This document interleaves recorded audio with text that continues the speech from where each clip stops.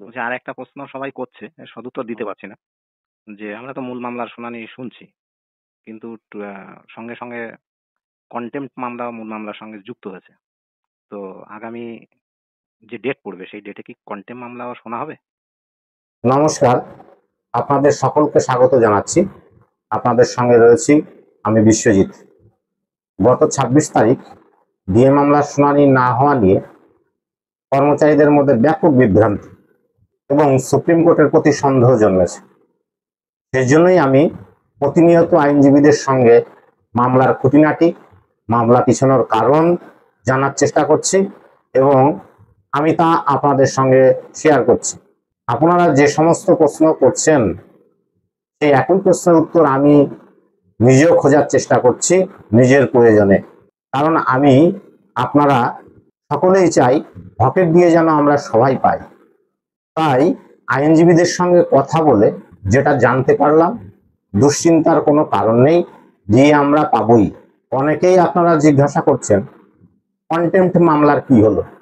এই প্রশ্নের আইনসঙ্গত উত্তর দিয়েছেন আইনজীবী ফিরদৌস শামীম। দেখুন, মামলা চলে একটি আইনি প্রক্রিয়ার মধ্য দিয়ে। আমরা সবাই সেগুলি জানি না, না জেনেই নানা মন্তব্য করি। এটা থেকে বিরত থাকাই ভালো বলে আমার মনে হয়। অনেকে অন্য মামলার সঙ্গে এই মামলাকে গুলিয়ে দিতে চাইছেন। দেখুন, কোর্টে বিচার হয় প্রমাণের ভিত্তিতে, তথ্যের ভিত্তিতে, লজিকের উপর দাঁড়িয়ে। ডিএ মামলা জেতার জন্য এই সমস্ত কিছু যথেষ্ট পরিমাণে রয়েছে এবং আইনজীবীরা তা সাবমিশনও করেছে। সেই জন্যই তো আমরা হাইকোর্টে ৬বার এই মামলা জিতেছি, সুপ্রিম কোর্টে ইন্টারিম রায় পেয়েছি। তাই আশা হারানোর প্রয়োজন আছে বলে মনে হয় না। বর্তমানে ডিএ মামলা নিয়ে আমাদের মধ্যে যে কালো মেঘ জমেছে, সেই সব বিষয় নিয়েই আইনজীবীদের সঙ্গে আলোচনায় কি উঠে এলো চলুন একবার আমরা শুনে নিই। কর্মচারীদের মধ্যে তো প্রচুর হতাশার সৃষ্টি হয়েছে। এবার তারা সবাই জানতে চাইছে, বারবার মামলা পিছোচ্ছে, এই মামলা পিছনের প্রকৃত কারণ কি? প্রকৃত আর অপ্রকৃত কিছু ব্যাপার নেই। যে দুজন বিচারপতি ছিলেন, যারা শুনছিলেন তারা সেই দিন বেঞ্চে বসেন। ফলে যেহেতু অন্য কম্বিনেশনের জাজ হয়েছেন, সেকেন্ড জাজ যেহেতু অন্য আরেকজন জাজ হয়েছেন, সেই জন্য মামলা পরের দিন রেখেছেন। মানে এর পেছনে নাহলে তো আবার এই বেঞ্চটা আবার নতুন করে শোনাতে হতো। ফলে মামলা আরো পিছিয়ে যেত। টানা যে 3 দিন শুনানি হলো সেটা আবার প্রথম থেকে শোনাতে হতো। একই কথা তো বারবার শুনিয়ে আবার আবার নতুন করে শুরু করতেন। সেটা তো হয় না। আর একটা প্রশ্ন সবাই করছে, এর সদুত্তর দিতে পারছি না। যে আমরা তো মূল মামলার শুনানি শুনছি, কিন্তু সঙ্গে সঙ্গে কন্টেম্পট মামলা মূল মামলার সঙ্গে যুক্ত হয়েছে। তো আগামী যে ডেট পড়বে সেই ডেটে কি কন্টেম্পট মামলাও শোনা হবে? না, মূল মামলা শুনছে, আবার কন্টেম্পট আলাদা করে 100%ই তো শুনছে, আবার কন্টেম্পট আলাদা করে শুনবে। তার মানে এখানে কি মূল মামলা শুনছে, সে তো কন্টেম্পট মামলা শোনা যাবে। কন্টেম্পট মামলা এখানে ইনভ্যালিড কি না? ইনভ্যালিড নয়, যেহেতু মূল মামলাটাই, যেহেতু টাকাটা দেয়নি, সেহেতু মূল মামলাটাই শুনে নিচ্ছিল সেটা। নাহলে ইন্টারিম নোট অর্ডার দিত, সেটা কন্টেম্পট আবার 2 বছর চলতো, তারপরে আবার 5 বছর পরে মূল মামলা আসতো, 10 বছর লাগতো, তা করতে করতে অর্ধেক লোক মরে যেত। সেটা হয় না। ঠিক আছে, মানে আমরা তাহলে ধরে নিতে পারি যে এই কন্টেম্পট নিয়ে আর কিছু হবে না এই মুহূর্তে?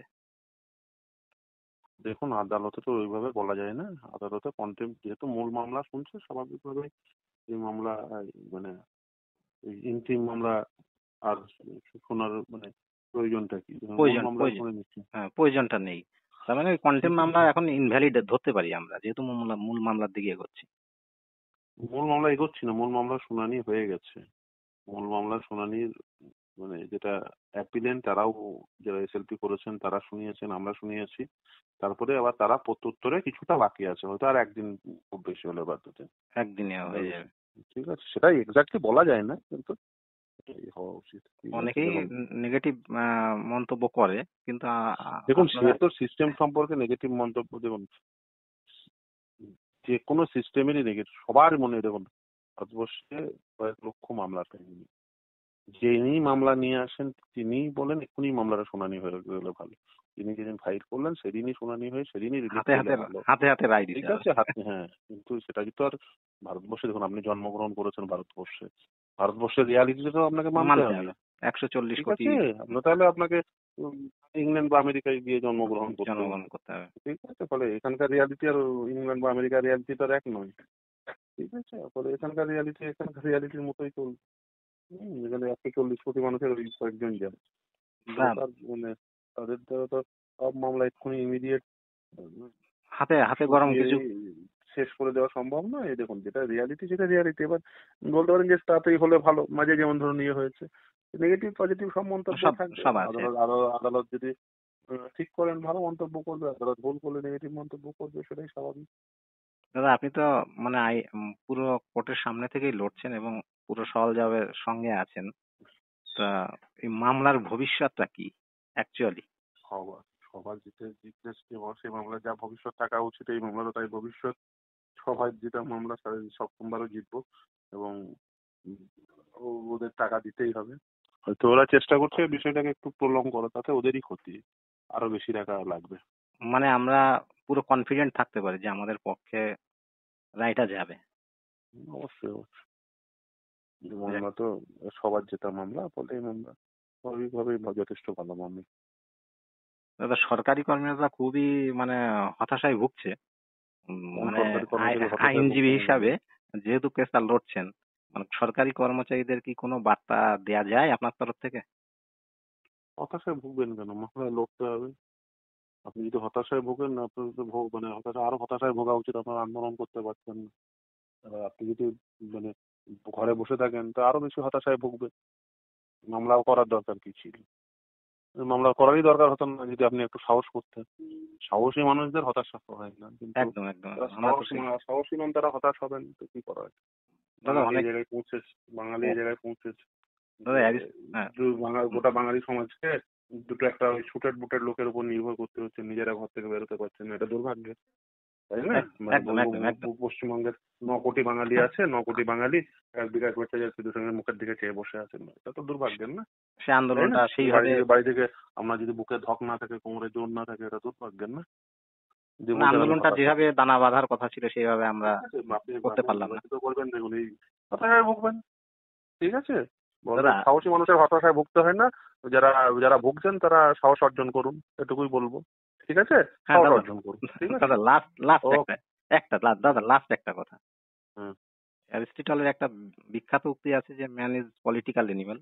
ফলে আমরা রাজনীতি করব না বা ভাববো না, করলেও আমরা রাজনীতি থেকে বাইরে দেখুন, বেরোতে যারা পারি না। রাজনীতি করবো না বলেন সে কটা বড় রাজনীতিবিদ, হ্যাঁ, সবার কাছে ভালো থাকবে এই হ্যাঁ ধান্দাবাজি, তা সে কটা বড় ধান্দাবাজ। আমি হ্যাঁ যে বলে যে আমার সামনে বলে যে আমি রাজনীতি করি না বা রাজনীতি বুঝি না, আমি প্রথমেই তার সম্বন্ধে মাথায় একবার ইয়ে করে নিই, এর থেকে বড় ধান্দাবাজ পৃথিবীতে কেউ নেই, একদম ঠিক একদম আছে? হ্যাঁ যে কটা বলে সে কটা সব কটা বড় ধান্দাবাজ, তো বুঝতে পেরেছেন? অনেকেই মন্তব্য করছেন যে দিদি মোদি সেটিং কোর্টে কি এরকম সেটিং তো হয়ে আছে, সেটা স্বাভাবিক। তো আপনি সেই সেটিং এর বিরুদ্ধে ভোট দিন। মানে কোর্টে কি এরকম ইনফ্লুয়েন্স করার জায়গা থাকে? ওটের সাথে কি সম্পর্ক? ওটের সাথে কি সম্পর্ক? ঠিক আছে, ঠিক ঠিক আছে দাদা, অনেক অ্যাডমিনিস্ট্রেটিভ ভালো সেটিং থাকবেন। এর সাথে কোর্টের কি সম্পর্ক? ঠিক আছে ঠিক আছে দাদা, না? ভালো থাকবেন। হ্যাঁ একদম। হুম অ্যাডমিনিস্ট্রেটিভ সেটিং এর সাথে কোর্টের কোনো সম্পর্ক নেই, নিশ্চিতভাবেই, ঠিক ওকে আছে? ওকে ওকে হুম।